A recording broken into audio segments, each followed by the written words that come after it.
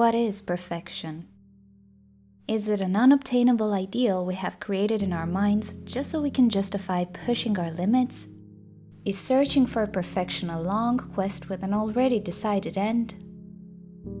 Maybe we're just fooling ourselves into thinking something is perfect just because we gave up on our ideals and goals and succumbed to the obvious truth that perfection only exists in our dreams, and we don't even know what it is we are looking for.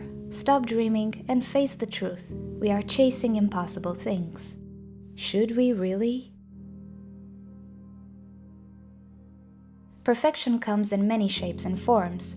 Perfection is an ideal that can refer to ourselves, our lives, the people around us, or the things we gather near us that makes us happy to be alive. For us orchid junkies, it is them that make our days brighter, and we dedicate our time, energy, and emotions to discovering them.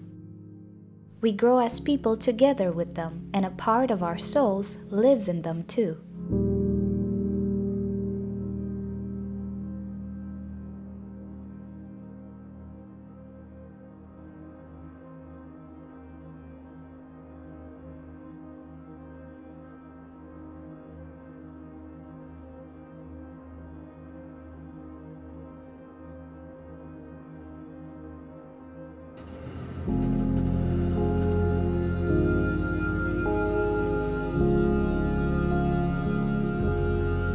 It's not a secret that I have a favorite orchid, the red beauty, fragile, discreet, and yet noticeable in a world of flashing lights.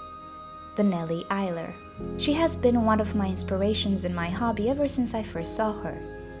Year after year, I was fascinated, disappointed, in love, and filled with anger because of this orchid. She is in no way perfect, but somehow it comes close to it. For those of you who don't know her, she might be just another flower. But she has red flowers, a not so common trait for orchids. She has a lemon fragrance I adore and others hate. Again, not very common with orchids.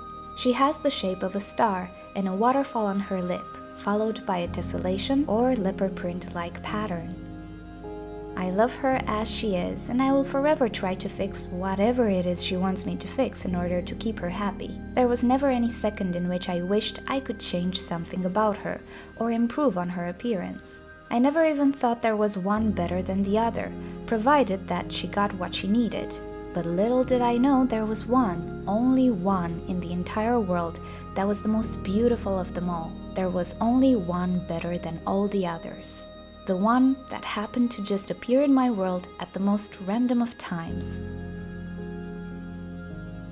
A true, perfect Nelly Isler. Why is she special? Well, let's look closer. A Nelly Isler is red. The colder it gets, the redder the flowers. There is no common pink or purple, just the brightest red you have ever seen. This one is not bright red, but a very dark sour cherry color. The velvety flowers have almost no variations between the petals, sepals, and the lip. The normal Nelly Isler has a beautiful waterfall on her lip, which is usually a more orange shade, a reminder of one of her ancestors, the Miltoniopsis. This one has no waterfall, not even the finest trace that a waterfall was ever present. It is replaced by the deepest, darkest red veins that extend almost to the bottom of the lip.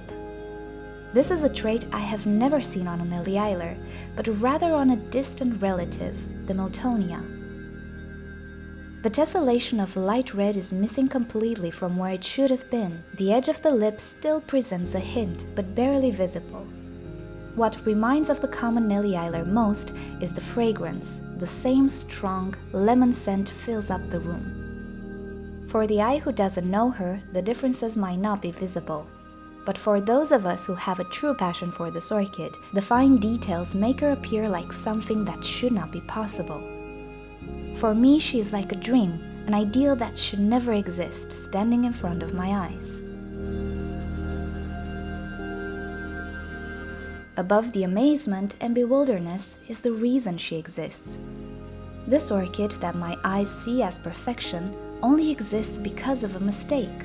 She's the strange one, the incomplete one, the mutation that strays from the norm. If the intent was to create one just like the others, then she is the one no one wanted to obtain. This is pretty obvious when I look at the value her creators gave her, no more than the others. She was never special for them, but was offered for sale just because she happened to exist. She might not be special for many, but for some of us who know what it is we are seeing, she's the greatest one of all.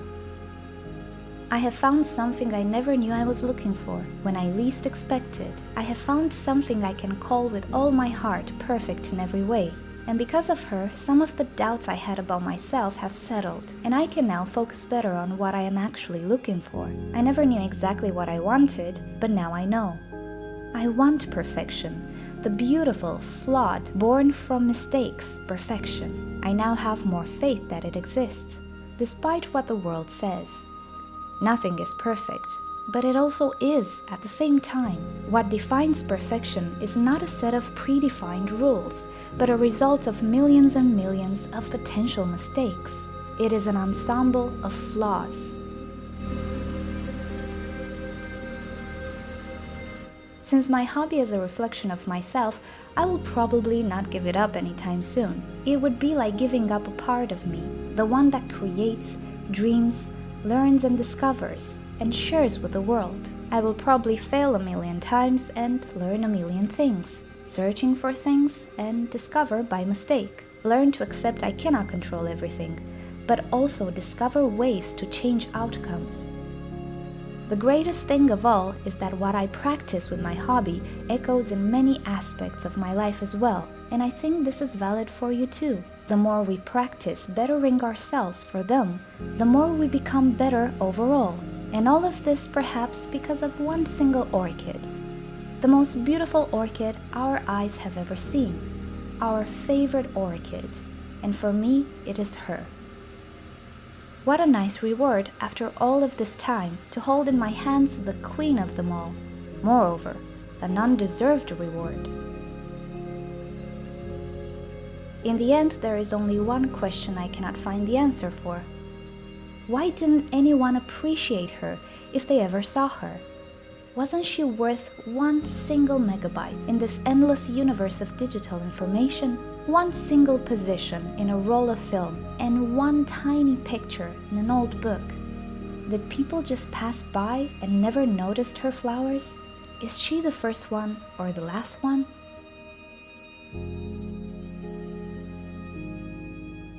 Inspiration can come from the strangest things, even from an underappreciated flower.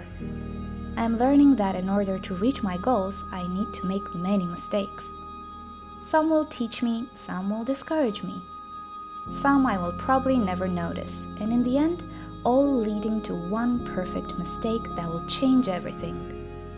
The best of all is that I can share them. Why is this important? Well, because like some things other people do or say inspire me and give meaning to parts of my life, maybe things that I share can inspire others to keep dreaming, learning and discovering. We all have the weight of reality on our shoulders, but wouldn't it be nice if some things can disconnect us, even for a second, and give us the joy of discovery once again? They are part of a reality too. We just seem to forget them more easily. No matter what the world says, perfection exists because it is made up of a perfect string of mistakes and flaws. And there is no better feeling in the world than standing in front of the most beautiful mistake of all, the queen of all my orchids.